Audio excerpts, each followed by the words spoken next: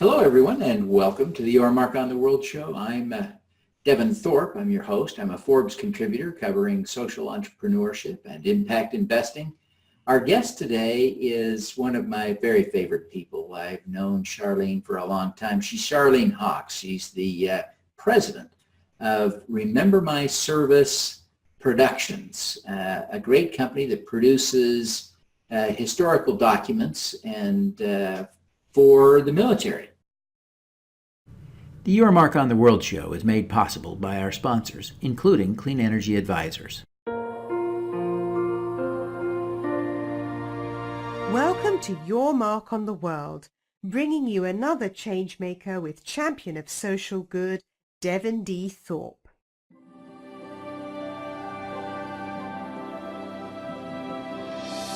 It's Charlene, welcome to the show. We're thrilled to have you.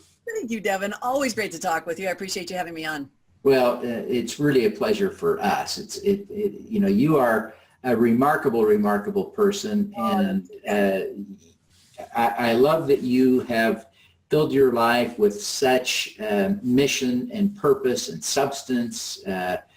You've been tremendously successful at so many things. It's great to see you now succeeding at this. But tell people what RMS Productions is all about. Remember My Service Productions helps tell the story of the military and the veterans who have served in the past. And it started back in 2005, kind of accidentally, because I was working for this technology company. The parent company is StoryRock, based in Salt Lake City, and we're a digital content management specialist is what we're doing. And we got pulled in by the military, the local 96th Regional Readiness Command of the Army Reserve, asking for help to tell their story, because we were in the digital era, where now they were collecting so much stuff, photos, videos, everything, and it was hiding on computers everywhere because nobody knew really what to do with it all. So they came to us saying, can you help us tell our story? At the time, I thought it was just the local unit that needed help. Come to find out, it was military-wide where they needed help. And so as it just kept growing and growing, and it's become a passion of mine to help tell that story, because there's just so much patriotism and great service and duty that it just has to get out there, and it helps build support when you tell the story. Yeah, well, it is a remarkable thing, and I think it serves a lot of purposes. But what are some of the key reasons that you think these historical records, whether they end up on paper or digitally as a keepsake, why are those important for the military to give to the fighting men and women of our country? There's been several reasons. As we started doing it, at first I thought it was just important to preserve the history. That's what I thought. And then I started talking with commanders who would say, wait a minute, this is a great way to build esprit de corps, because it helps them understand what the collective purpose of our unit is, what we did together, what we accomplished, who my buddies were, because most of them were taking pictures of their own lane, is what they call it, instead of understanding the big picture. And so I would hear commanders say, this builds esprit de corps and pride and morale. And then I would hear another commander say, wait a minute, the recruiting and retention opportunities out there, because now recruiting, you've got a soldier taking this home, and his younger sister or brother goes, wait a minute, that's so cool. That's what you guys do? Wow, I want to be part of that. And then they just start telling the story that way. And then retention. Why retention? Because when that individual sees that they are an important part of something bigger than themselves, they want to stay part of that. They see that they're an important, they're integral to the mission. So there were so many different reasons for us to be involved, and that was cool to find out. Now, one of the big challenges you face, as you've told me in preparation for our discussion today, is that oftentimes the military really wants this, but they don't have a budget for it. Right. How do you deal with that challenge? Right at first, I remember this was back in 2006, and it was the Utah National Guard that had come to me and said, oh, we really want to do this. We don't have a line item for this kind of thing. It's just not in there. And my background's in marketing and communication, and so I immediately thought of, why not get sponsorships? His response was, and this was the public affairs officer, he goes, I better let my lawyer take a look at this first. I don't know if we can. It took 2 months for them to figure out if they could get sponsorships. Finally, they go, okay, we can do that. The Utah National Guard has now done 4 major projects over the last 8 years, all thanks to private sponsors who wanted to get involved and help tell the story. So all of their National Guardsmen were able to receive it. And we've replicated that model over and over, but it is a lot of work. Yeah. Now, one of your big projects right now is a sort of 50th anniversary book for our Vietnam vets who, quite frankly, weren't treated well when they came home back in the 70s. Tell us about this project. Yeah, you nailed it, Devin. 50 years ago, in fact, when you talk to a Vietnam veteran, a lot of them don't even want to talk about it because it's so hurtful. They got a double whammy. Not only did they go over and fight, or even if they weren't even in country, even being in uniform was a very difficult time to be in uniform. But double whammy was, one, you're either in the fight, and then number 2, you come home to a country that doesn't care about you. When you don't have support like that, oh my gosh, that adds to the post-traumatic stress. And they just did not get the respect, and that's putting it mildly, that they deserve. So now 50 years later, America has completely changed. America's grown up. America realizes that we separate the troops from the policy. We never, ever should ever treat our troops like that again. So in this Vietnam 50th commemoration, which by the way started in 2012, it actually goes through, I want to say 2020, they used to have it at 2025, now they're going to change it to probably a little sooner. But we are in the peak years of the Vietnam commemoration. I am working with all the states, just like I did with the Korean War 60th and the Desert Storm 25th, we're working with all the state Veterans Affairs to customize our Vietnam 50th commemorative book. And it's called A Time to Honor, Stories of Service, Duty, and Sacrifice. And we have about 160 stories in there that represent that service and duty and sacrifice, representing all states and all services. So it's been a really great, awesome thing. We just went to print up with Iowa and Hawaii and Mississippi. Utah was the first one done. We're working with a lot of states to get that done. So now you've got another challenge, again, back to the financing, because you wanted to avoid having to require the veterans to buy these commemorative books for themselves. And instead, you're wanting to put that opportunity to someone else. Tell us how that's working. Oh, my gosh.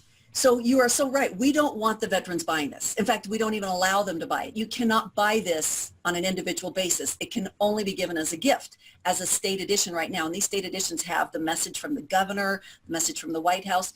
And so each state, we're working with them to find their private sponsors for the hardbound version. We're doing, all the states get their own free ebook, but the hardbound version, so for instance, Utah was the pilot. The state put in half the funds. We got 3 sponsors for the other half. It was the total amount was $470,000 for 47,000 copies, so $10 a copy. 3 sponsors covered half of that. That was the Miller Family Foundation.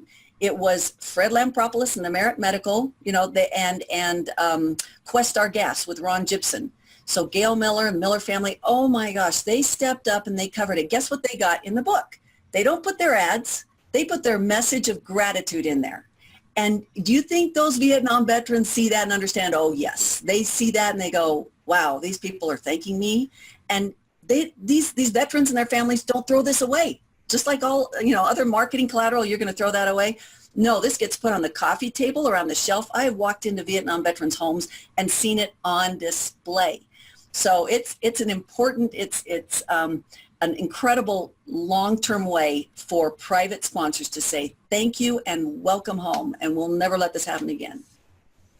Now, it really is an inspiring tribute to our servicemen and women who risk so much and for so little thanks and appreciation at the time. No kidding. So great work. Well, Charlene, you really are a remarkable person. Although we didn't know each other at the time, I knew of you back in the early 1980s. The 80s of Big Four.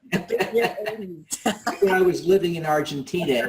It's framed our relationship ever since because I was so fond of you. But you were crowned Miss America back in 81 or 82.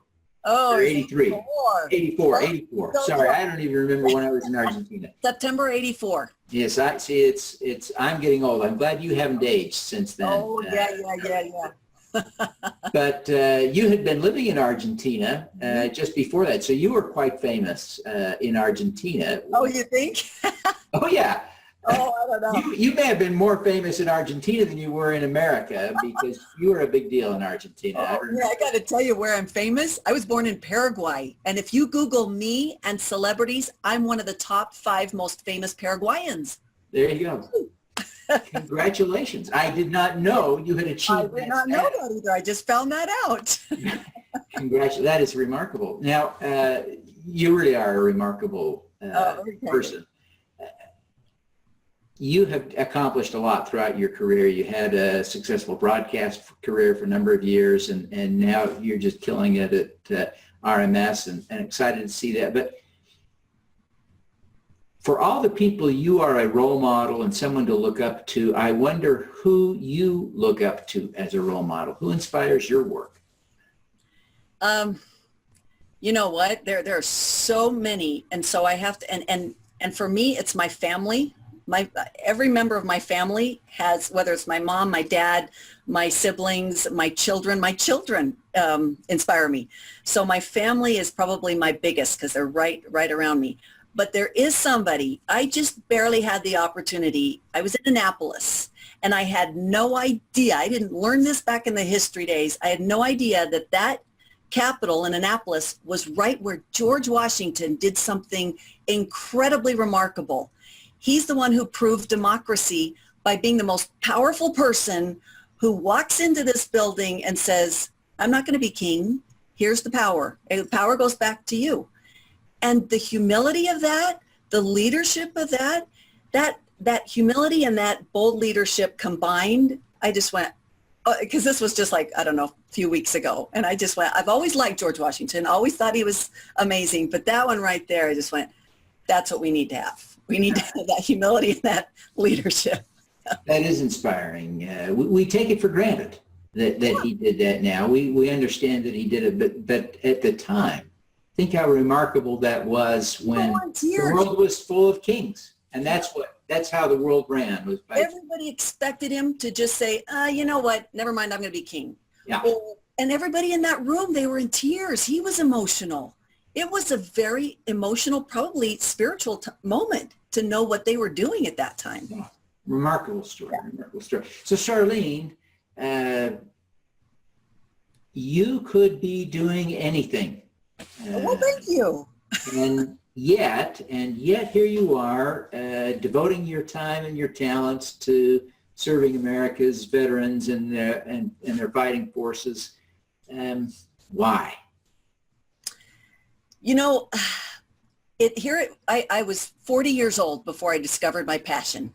Isn't that weird? You know, you'd think that as a kid. I mean, I've got a daughter that just knows what her passion is. But all along, I'm very curious. I enjoy lots of different things. I loved sports, so I enjoyed my time at ESPN, but I didn't feel passionate about the role. So the more that I got into working with the military and seeing how selflessly they serve our country and how few, under less than 1% of our nation can serve. When I see that and see what their families experience, and I would love to put on a uniform. I can't, I'm too old. And so this is one way of serving. And the more you're around it, I just realized that was my passion. I'm not passionate about selling widgets. I realized I wasn't even passionate about being down on the sidelines, commenting on Big Ten football games. I loved it, but it didn't feel noble. It didn't feel meaningful. It felt like I was just having a good time. So this is something that I feel like is important. Yeah. I like doing that. Charlene, what is your superpower? Ooh, I was asking my daughter that yesterday. Oh, no, of what she wanted. Ooh, okay, because there's a difference of what I have and what I want, right? Yes. Yeah. My daughter says she wants to touch a book and just know what's in it. Yeah, that would be great. That would be cool. So what I would have to say my superpower would be energy and enthusiasm. Is that one? Could that be one? Yeah, that could be one. That could be one. And I don't doubt for a minute that energy and enthusiasm is your superpower. Because it keeps me going and it allows me to multitask considerably without getting extremely stressed. So there, every now and then there's a moment where I go, okay, too many balls in the air. But for the most part, I feel like I'm pretty good at that. And I think it's the energy and enthusiasm that kind of keeps the balls going. Yeah, fantastic. Well, Charlene, we really appreciate you taking the time to be with us today. Before you go, I would like you to just take a minute and tell people how they can learn more about RMS Productions and how they can connect with you personally. Okay, I would love any potential sponsor for the Vietnam 50th, and I got sponsorship opportunities for all sorts of military units and ships and whatever. But for Vietnam 50th in your state, for your state edition, email me directly, just directly, SHAWKES @gmail. No, that's not what it is. At remembermyservice.com. I was going to give you the other one. No, at remembermyservice.com. But go to Vietnam50 gift.com and it'll show you everything about what the sponsors need to do, what the Vietnam veterans can do, what the states can do. You'll see a trailer of the documentary. You'll see a link off to the book, actually. But this is a highly unique opportunity for a sponsor to be part of something with this kind of longevity and this kind of emotional connection with a huge demographic of our military veterans that never really got the welcome home they deserved. Fantastic. Well, Charlene, thank you so much for being with us today. We wish you every success in your efforts to reward, recognize, and remember our fighting forces. Thank you so much for what you're doing, Devin. Doing an awesome job. Thank you. Thank you. Let's do some good.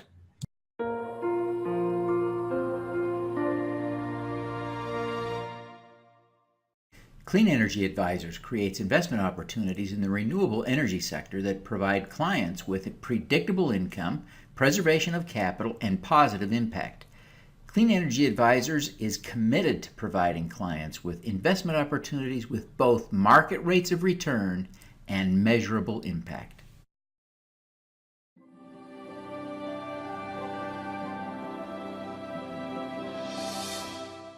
Thank you for listening. This podcast was recorded via Google Hangouts on Air and is available at youtube.com/Devin Thorpe. Subscribe to this podcast on Stitcher or iTunes by searching for Your Mark on the World. Every weekday, Devin hosts a CEO, celebrity, entrepreneur, or other changemaker here on the Your Mark on the World show to inspire and prepare you to make your mark. Devin is a champion of social good, writing about, advocating for, and advising people who are doing good. He is a Forbes contributor who is a recognized thought leader in social entrepreneurship, impact investing, and crowdfunding. To book Devin as a speaker, visit devinthorpe.com. Learn more about Devin's work at yourmarkontheworld.com.